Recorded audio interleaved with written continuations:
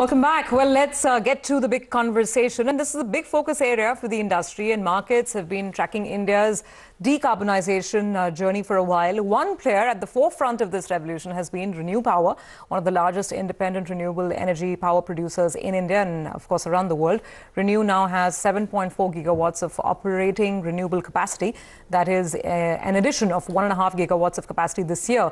My colleague Prashant Nair caught up with Sumant Sinha, the chairman and CEO of ReNew Power, and began by asking him how significant this milestone was for the company and whether he could break down the capacity added between wind and solar. We began this financial year with 5.6 gigawatts of commissioned capacity, and we've added a total of 1.8 so far, and we expect to get to a total of 2.6 gigawatts of capacity at this year, which is about a 45% increase to our total at the beginning of the year. So that's quite a considerable add. We've got to 1.8, as I said, so far, of which 300 odd megawatts is acquisitions. But more importantly, to your point, Prashant, we've added 1.5 gigawatts of organic capacity this year. That is, these are projects that we've actually built on the ground. Of that 1.5 gigawatts, 1.3 is solar and about 200 megawatts is wind.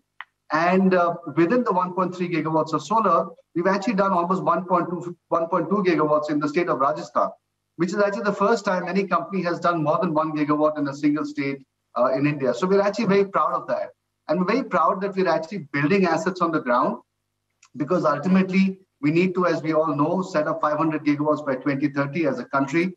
And so it's very important to have that capability of actually being able to go out there, acquire land, build transmission lines, and build the equipment on the ground and actually get it connected and up and running. So I think this is something that we're actually very happy about.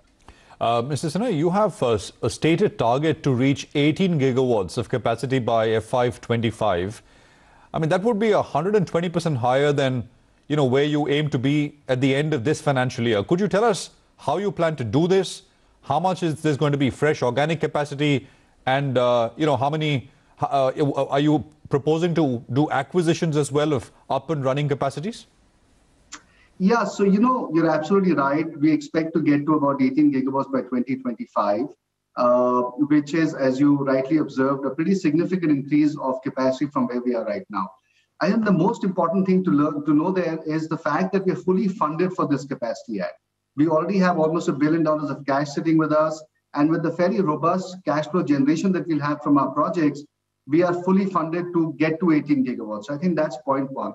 The second thing to your question of where is this capacity going to come from? Well, it's going to come from 2 or 3 different sources. One, obviously, is that as Indian power demand grows, we will obviously have more DISCOMs requiring more renewable energy capacity. And so there will be more auctions of capacities from the Solar Energy Corporation of India or from the states themselves. So we obviously hope to get a market share of that. The second is that the B2B market, the corporate market, is something that is likely to grow. We have a fairly good market share there. So we expect to be able to grow that segment of the market.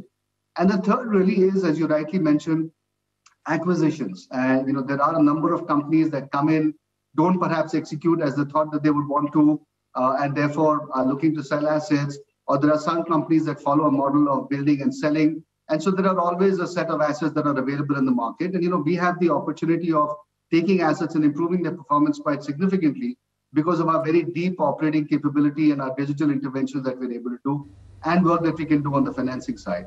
So we do have the capability of acquiring assets and improving performance quite substantially. So I think those are the 3-4 ways in which we're going to actually be adding capacity. And that should help us get to the 18 gigawatts of capacity add, or total capacity by 2025. Mr. Sinha, could you tell us a little bit about the receivable situation? I mean, are payments by central and state governments done on time, or are there delays?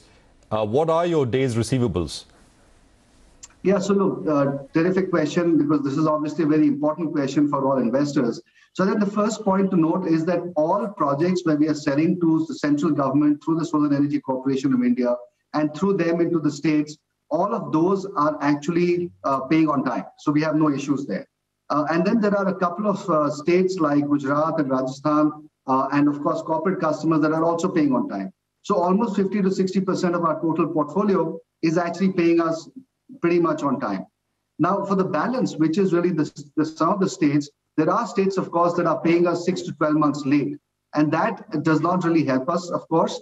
Now, I would say that this has actually become a bigger problem than it used to be in the past, primarily because of COVID, where the financials of the state discoms have been impacted somewhat, and therefore they have fallen behind in payments.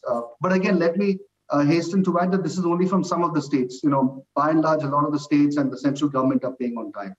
Now, I think this is going to improve because obviously the economy is growing, power demand is growing, and therefore the financial health of the distribution utilities also will grow. In addition to that, the central government and the courts are actually very much keen that sanctity of contracts be maintained. And I think all of that pressure, improving financials of the discoms, hopefully therefore will lead to an improving situation in the receivable side as we go forward. Mr. Sinha, you and L&T have joined hands, have come to an understanding to tap the green hydrogen business. It seems like an umbrella kind of an agreement at this point in time. Could you tell us the specifics of what you intend to do here? What's the opportunity that you see? Yeah, sure. So, we all know that the next big opportunity for cleaning up or greening our economy is going to essentially be green hydrogen, because it allows us to get into areas like steel, cement, fertilizers that use a lot of grey hydrogen, which is very carbon emitting, and replace that with green hydrogen over time. Refineries also are a huge user of grey hydrogen. So as we try to start replacing those with green hydrogen, and also green hydrogen can be used as a storage mechanism for the grid itself, there will be rapid growth in the demand for green hydrogen. And this is going to be a sector that will grow substantially over the next 5 to 10 years. Now, within that, our intention essentially is to tie up with Darson and Tugro or L&T, where they are able to bring certain capabilities to the table, such as on the electrolyzer side and the EPC side with respect to delivering the green hydrogen. We bring certain capabilities around setting up the renewable energy capacity that is required to provide the clean energy to make the green hydrogen. So there is a lot of complementarity in our relationship and in the expertise that we respectively bring to the table.